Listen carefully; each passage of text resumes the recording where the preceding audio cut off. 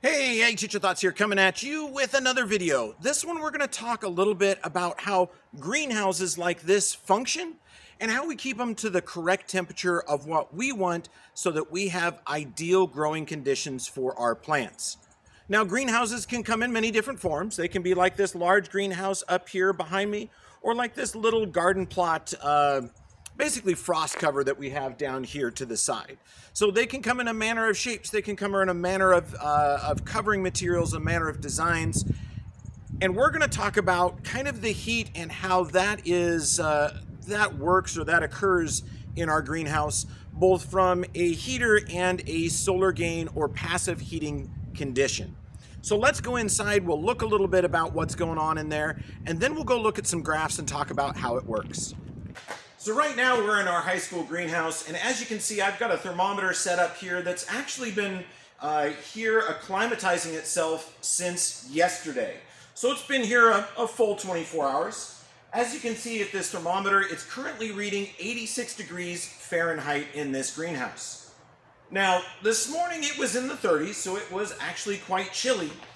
And because we're still under construction, our propane heater that we have to fill in and provide supplemental heat is actually not yet functioning. Hopefully that'll get underway tomorrow, but as always, we'll kind of see on that. So when we're looking at this heater and we're seeing that we're at 86 degrees, but we started over here at 30, that temperature that we have in this greenhouse right now that's perfect for growing temperatures, or for growing plants, is brought to us solely by what is called solar gain. Or, if you are around YouTube a little bit when it comes to greenhouses, you might also know it as passive heating. So this is the amount of energy we receive from our winter sun right now. It beats down here on all of the objects in the greenhouse, heats them up, and then those objects themselves actually radiate the heat back out into the environment.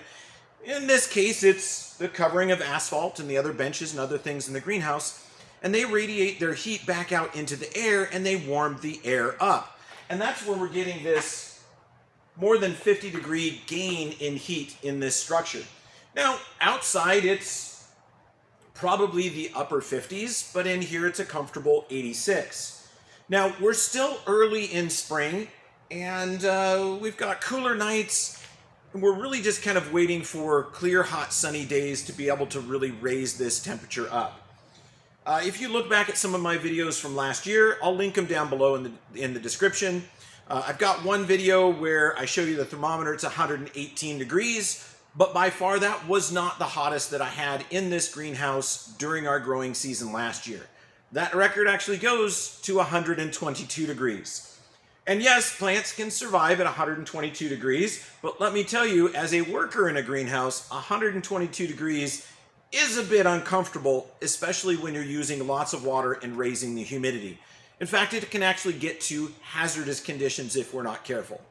So let's go look at some charts and kind of see how this greenhouse has been heating itself up. I ran one of our sensor devices in here earlier this last week and got from a morning starting temperature about 35 all the way up to 90. So let's go and look at that chart and explain really how that works. So earlier this week, I had our LabQuest sensor out in the greenhouse, and I ran this, right here it says time, the H stands for hours, and I ran it for 5 hours doing a sampling rate of, I believe it was one sample every 2 minutes or so. So let's go ahead and look at here of where our starting temperature is. So we're going to come all the way down here to our first starting mark.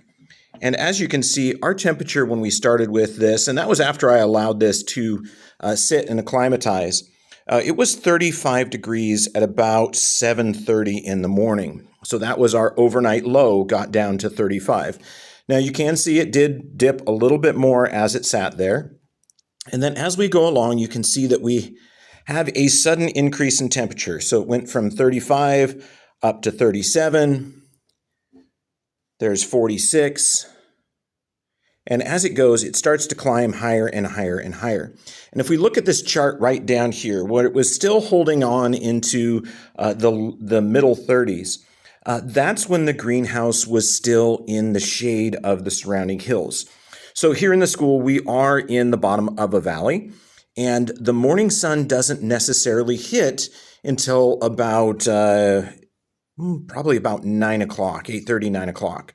Now that will change since we have got into daylight savings time. So our morning low temperature is going to be just basically shifted by about an hour. But right there, as soon as that sun starts hitting that greenhouse, we can see that we start to have a rise in internal temperatures. So it raises up about 3 degrees as soon as the sun starts hitting it. And as you can see, this heating curve is actually pretty consistent as we go along. Now, these little wiggles and things in here, that could be when clouds were going over, because we did have some overcast going there, but the temperature can vary up and down as it goes. But this is a 5-hour heating curve of our greenhouse. So we'll come all the way up here, and let's see what our hottest temperature was. Looks like 88.9 is as high as we were able to get that. But that's over 5 hours. Now the greenhouse right now, it is hovering in the mid to upper 80s by the middle of the day. So that's kind of where we're at here. We just rolled into the month of March. I think we are like March 8th, I think is what today's date is. But we're still only getting into the middle to upper 80s for the temperature. Now, where that's important is in a greenhouse, even though we're getting into the 80s, we have to have a temperature that is able to maintain, to reach its highest point. And then as it starts to come back down, you're going to find a cooling curve just about the same as that, maybe even a little bit steeper, but we need it to stay above 56 degrees. So we're right, that's 69 degrees, 59 degrees. Yeah, so it looks about an hour and 10 minutes in is when we were right about where, there you go, there's 56. So hour and a half into our morning time is when we finally hit 56 degrees. And this is where we need it to stay, and we don't want it to go any lower than that. So 56 degrees is our cutoff point to where our plants will actually continue growing. So if they're dipping down below this temperature, they're going to be slowed down in their growing, but also once we get down here to the 30s, we're at risk of them actually being damaged by the cold. So let's go out to the greenhouse and we'll talk about a few other things and explain kind of why we use certain equipment and how it helps. So by now, some of you are going to be wondering why, if I can get a greenhouse to 86 degrees early in the spring or later in the spring, get it to 122 degrees, why do I need things like a propane heater in my greenhouse? Well, the answer to that is simple. So as we looked at that chart, you saw that the morning temperature was about 35 degrees. I believe that morning it was 32 outside, so it was about 3 degrees warmer in here than it was in the outside environment. Now, with our plants, I just earlier mentioned that we need to make sure that they stay above 56 degrees so that they continue to grow. Below that temperature, they may still grow a little bit, but they're going to be slowed down. And really, we can't have our plants slow down because our growing season is actually fairly short. So we start in very, very early January and we finish in May. So we've only got about 4 months of actual growing time, because on May 1st is when we really want to start selling our baskets. So anytime that I have my plants dip below 56 degrees at night, I'm losing all of those hours of growing and my plants aren't getting any bigger. So greenhouse growers and nurserymen discovered really early on that if you can maintain an overnight temperature and keep your plants growing, they're going to be able to reach market sooner. So that's where we have things like our propane heater that comes in here. It's to manage the overnight temperatures. I don't need this to run during the daytime.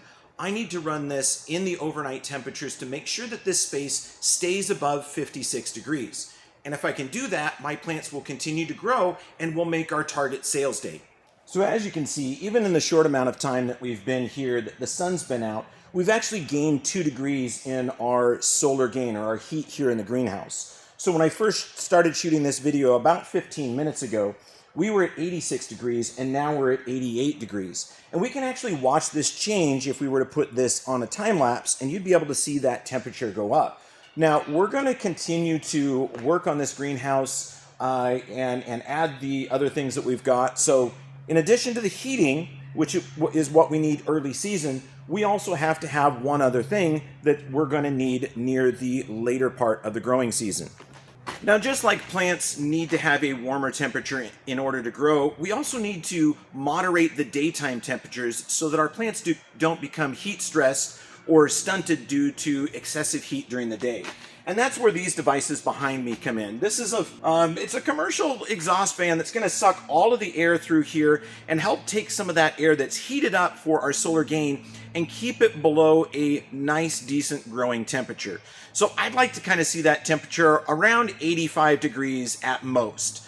So once it gets above 85 degrees, I'm going to ensure that these in late season will kick on, and then it will draw air through the greenhouse to lower our temperature back down. Now, you can set it higher, and yes, plants will grow at a little bit higher temperatures, but I and my students are only human, and working in conditions much above 85 becomes uncomfortable for us as workers. So as you'll see in some of the videos that I've linked down below, I did endure temperatures up to 122 degrees in here last year with our passive solar heating, just to make sure that we had that overnight retention of heat so our plants could keep growing. And that is just kind of an obscene temperature to work in, and we don't want to be doing that this year. That's why we've pushed so hard to get our heating system up so that during the daytime we don't have to struggle to maintain that heat. We know that our propane heater will take us through the night and allow us to maintain that temperature. And these will be connected later in the growing season. Until they get done like that, once the propane heater is up and running, I'll simply be opening the doors when the temperature reaches the right spot, and I'll allow passive cooling or the air to flow through the greenhouse to maintain that temperature. And then when I'm ready to leave for the evenings, I'll go ahead and close up the greenhouse and allow the temperature to get up to whatever it will as long as the sun shines. And that's really kind of how we'll run that. Our advantage here in this greenhouse is this used to be a former tennis court, and we do have a black asphalt floor. So this floor is about 3 to 3.5 inches thick of asphalt, but this is also going to act as our heat sink. The other thing is once the baskets get in here, all of those baskets do have mass. There's water in there. Those are also objects that can then store the heat and radiate it back into our environment, allowing those plants to continue to grow. So I hope a little bit of this has allowed you to understand kind of passive heating or solar gain in a greenhouse, and how we use that to our advantage in growing. Now, an average homeowner, yeah, you might be able to run your greenhouse with solely passive heating, or otherwise known as solar gain, but in a commercial greenhouse, we really do need to maintain those overnight temperatures to keep our plants growing at the rate that we want. And look at that, we're at about 89 degrees, so we've gained about 3 degrees since we've actually come in here and started shooting this video.